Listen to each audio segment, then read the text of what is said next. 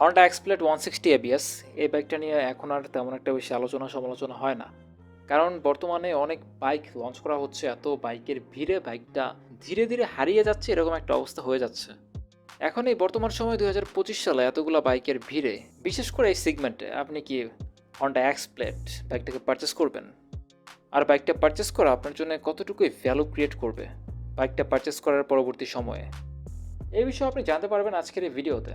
বাইকটা বাংলাদেশে লঞ্চ হওয়ার পর থেকেই বাইকের বেশ ভালোই আলোচনা সমালোচনার পাশাপাশি বাইকের সেলও বেশ ভালো ছিল।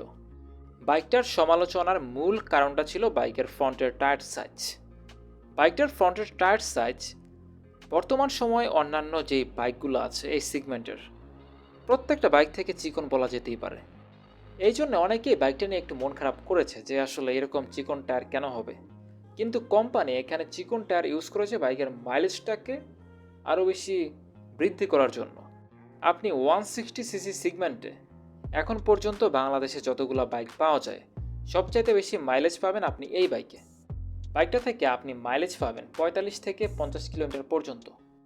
আপনি যদি একটা 160 সিসি বাইকে একটা 125 সিসি বাইকের মতো মাইলেজ পান, তাহলে এটা তো অবশ্যই ভালো একটা বিষয়।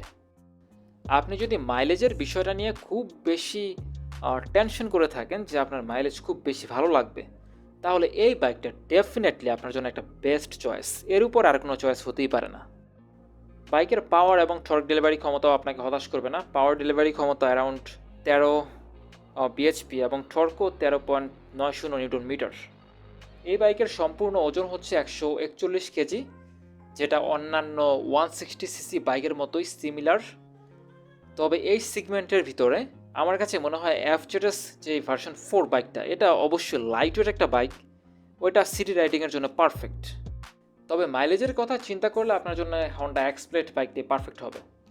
আর বর্তমান সময়ে বাইকের মাইলেজ নিয়ে অনেকে একটু চিন্তিত, এজন্য অনেকে ইভি বাইকের দিকেও শিফট হচ্ছে।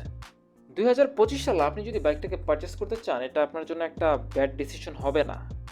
এটার মূল রিজনটা হচ্ছে এটার রিসেল ভ্যালু প্লাস বাইকের পার্টস। আপনি এই বাইকের পার্টস ঢাকার বাইরে যে কোনো জায়গাতে পেয়ে যাবেন। আর এই বাইকের রিসেল ভ্যালু তো ভালো হবেই, কারণ হন্ডার প্রত্যেকটা বাইকের রিসেল ভ্যালু ভালো। বর্তমান সময়ে বাইকটার প্রাইস 2,32,000 টাকা। আর আপনার কাছে যদি মনে হয় বাইকটার প্রাইসটা বেশি, তাহলে আপনি এই বাইকটাই সেকেন্ড হ্যান্ড বাইক মার্কেট থেকে পারচেস করতে পারেন। তবে আপনার কন্ডিশন দেখে বাইকটাকে পারচেস করতে হবে, বাইকের কন্ডিশন কেমন এটার উপরে ভিত্তি করে।